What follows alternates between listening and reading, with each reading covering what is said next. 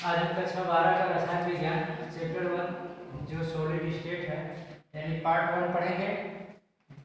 Part 1 में आपका है ठोस अवस्था।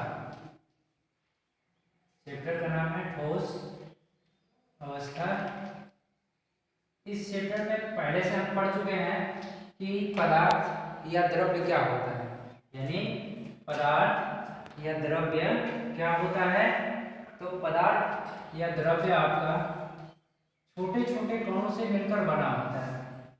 पदार्थ और जो द्रव्य है वो छोटे छोटे कणों से मिलकर बना होता है। द्रव्य छोटे छोटे कणों से मिलकर बना होता है। पदार्थ या द्रव्य तीन प्रकार का होता है, क्योंकि हम छोटी कक्षाओं से लेकर के अब तक पढ़ते आए हैं कि पदार्थ तीन प्रकार का होता है, ठोस, द्रव, गैस। यानी पदार्थ कितने प्रकार का? तीन प्रकार का। पहला सॉलिड, दूसरा लिक्विड, तीसरा गैस।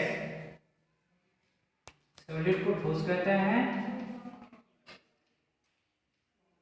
लिक्विड को द्रव, गैस को गैस कहते हैं।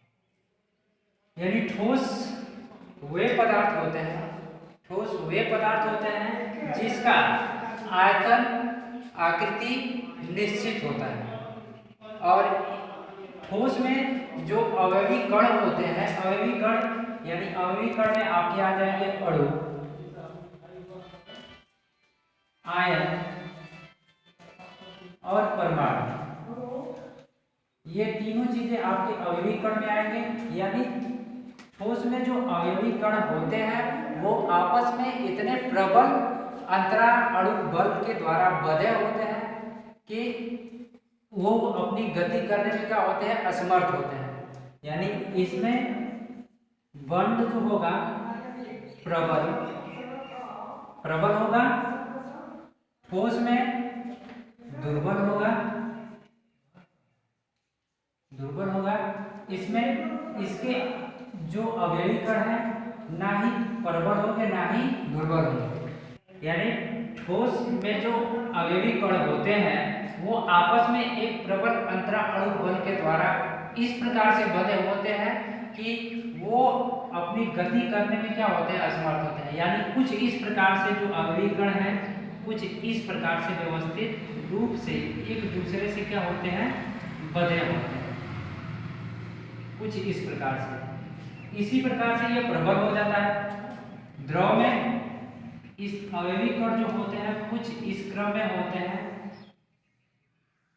तो ये अपनी गति करने में क्या होते हैं? समर्थ होते हैं। लेकिन गैस में ये चीजें देखने को नहीं मिलती है, क्योंकि इसके अवयवी कण जो होते हैं दूर दूर पाए जाते हैं। अब इस चैप्टर में हमको केवल पढ़ना है ठोस।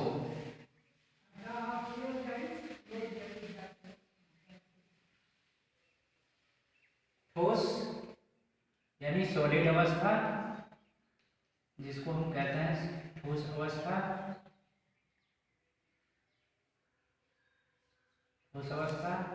अब ठोस अवस्था क्या होता है? तो ठोस अवस्था की परिभाषा कि वे पदार्थ जिसमें आकार, आयतन निश्चित होता है ठोस कहलाता है, और इसके जो अवयवी कण होते हैं वो आपस में एक प्रबल अंतराल अणु बल के द्वारा क्या होते हैं? बंधे रहते हैं या जुड़े रहते हैं।